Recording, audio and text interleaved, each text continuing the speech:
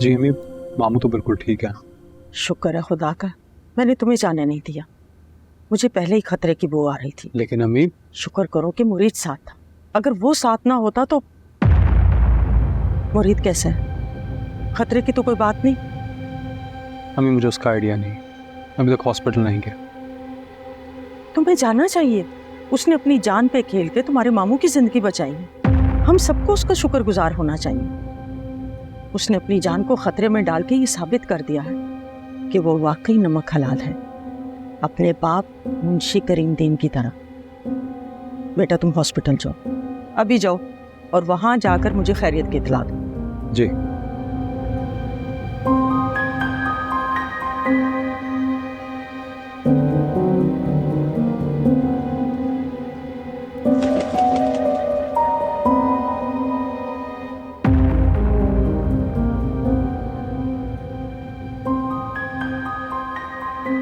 मेरी रगों में उसी नमक हलाल नौकर बाप का खून दौड़ रहा है। खुदा का वास्ता है, मुझे मजीद अजियत मत दीजिए बेगम साहिबा। अपनी जिंदगी गुजारिए, पीछे मुड़ के मत देखिएगा।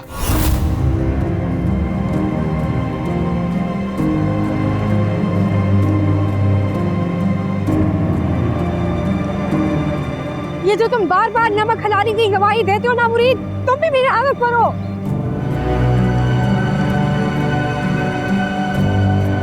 किसकी इजाज़त से आई हूँ? बेगम साहिबा ने बुलाया मुझे। वक्त भी खुद को कैसे दोहराता है ना। इसी जगह खड़े थे ना तुम, और यहाँ जहाँ मैं खड़ी हूँ वहाँ पे उन्होंने कहा था तुमसे कि यूं ही मुंह उठा के ना आ जाया करो, याद है ना? और आज मैं कह रही हूँ कि यूं ही मुंह उठा के ना आ जाया करो। अब क्यों खड़े हो यहाँ? जाओ यहाँ से, जाओ। जी जी बेगम साहिबा,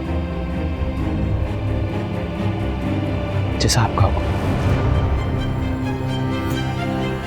चलता हूं।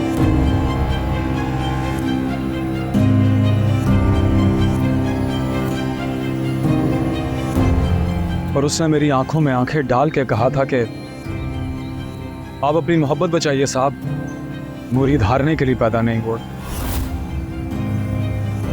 कौन सी हार, कैसा खेल, किससे जीतना चाहता है ये?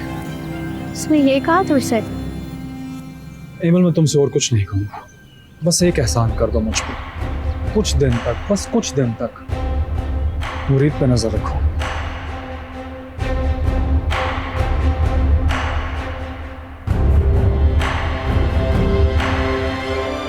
यही तो कमाल है मुरीद की झूठ की चमक का, कि वो बड़ी से बड़ी हकीकत को धुंधला देता है।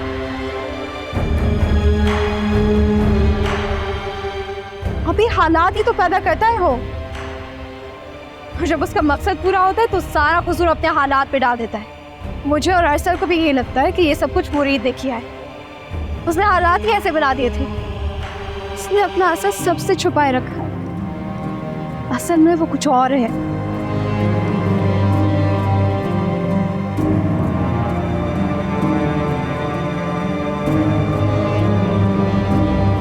वो सच्चा था अरसल, हम झूठे।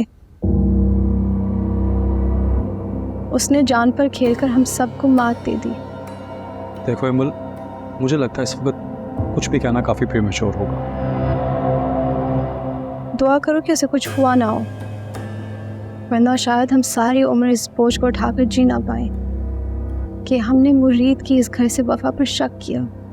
नहीं एमल, वो सिर्फ एक हादसा था, असल में ऐसा कुछ नहीं है। अब इन दलीलों का कोई फायदा नहीं है अरसल, हम हार चुके हैं।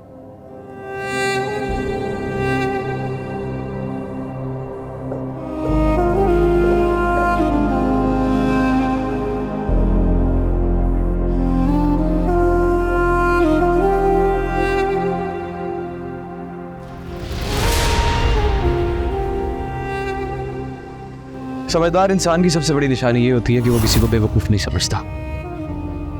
हाँ, मैं गरीब हूं लेकिन बेवकूफ नहीं हूं, समझदार। जरूरत से ज्यादा समझदार इंसान हमेशा नुकसान उठाता है मुरीद। जो बचता है बचा लीजिए साहब। मुरीद हारने के लिए पैदा नहीं हुआ। आप अपनी मोहब्बत बचाइए, ये झूठ सच का खेल तो चलता रहेगा।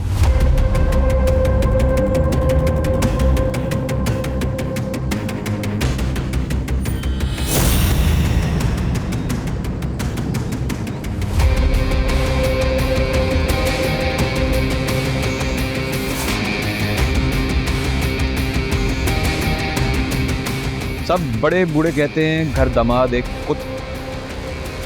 सॉरी साहब, मैं अपने मुंह से कहता हुआ अच्छा तो नहीं लगता, लेकिन समझ तो गए होंगे आप।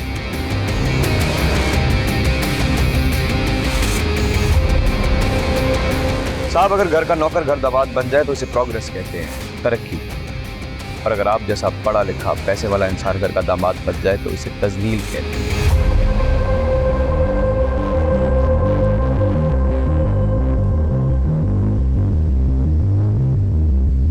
पर मुझे ये बताओ कि वो था कौन? वही था सर जिसकी मैंने आपको तस्वीर भेजी थी। एक लूमड़ी थी, उसके पास खाने के लिए कुछ नहीं था। उसकी नज़र अंगूरों की बार पे पड़ी तो उसने सोचा कि अंगूर खा लेते हैं। उसने जंप किया, अंगूरों का एक दाना भी उसके हाथ में। थक गई बेचारी, लेकिन उसकी अना नहीं थकी। खुद को तसल्ली भी देनी है, अना का पेट भी भरना है, तो उसने एक बात मशहूर करी।